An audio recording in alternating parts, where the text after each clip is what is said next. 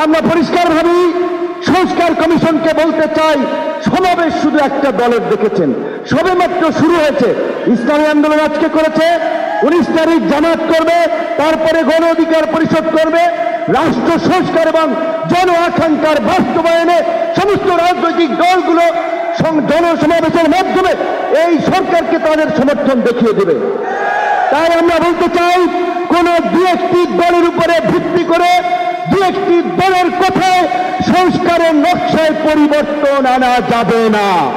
আমি গাড়ি থেকে আসার পথে দেখেছি মৎস্য ভবন, শাহবাগ, হাইকোর্ট মোড় সমস্ত জায়গায় লোকে লোকারণ্য, এই মাঠের বাইরেও।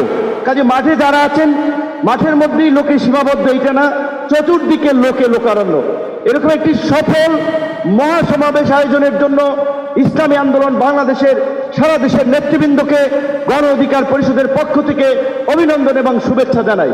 অভিনন্দন এবং শুভেচ্ছা জানাই ইসলামী আন্দোলনের পীর সাহেবকে এবং তার সাথে অন্যান্য সিনিয়র নেতৃবৃন্দকে, যারা আজকের ইসলামী আন্দোলনের এই সমাবেশে বাংলাদেশের প্রায় সকল মত পথের রাজনৈতিক দলের নেতৃবৃন্দকে এই মঞ্চে একত্রিত করেছেন।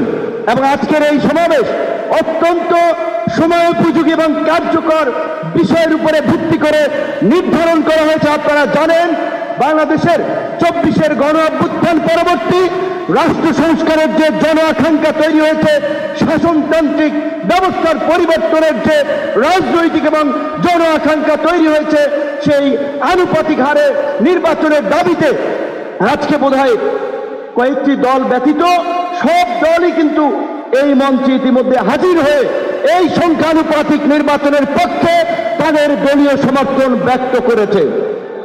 আমরা পরিষ্কারভাবে সংস্কার কমিশনকে বলতে চাই, সমাবেশ শুধু একটা দলের দেখেছেন, সবেমাত্র শুরু হয়েছে। ইসলামী আন্দোলন আজকে করেছে, 19 তারিখ জামাত করবে, তারপরে গণ অধিকার পরিষদ করবে।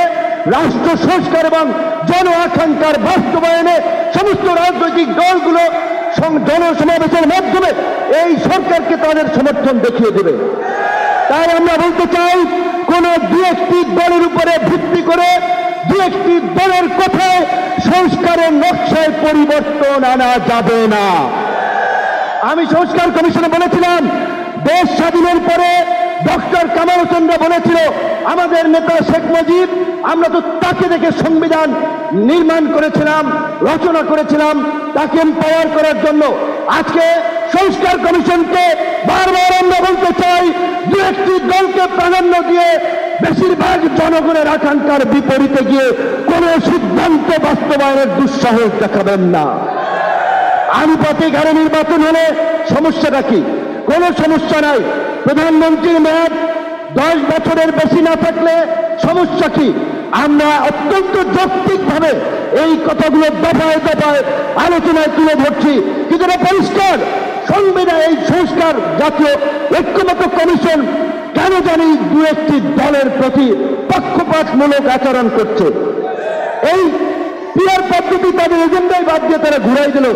পিয়ার থেকে উচ্চকক্ষ নিম্নকক্ষ চলে গেল। উচ্চকক্ষ নিম্নকক্ষ হবে নাকি? সমগ্র নির্বাচন পিয়ারের ভিত্তিতে হবে, সেটি রাজনৈতিকভাবে আজ ঐক্যমতে পৌঁছাতে হবে।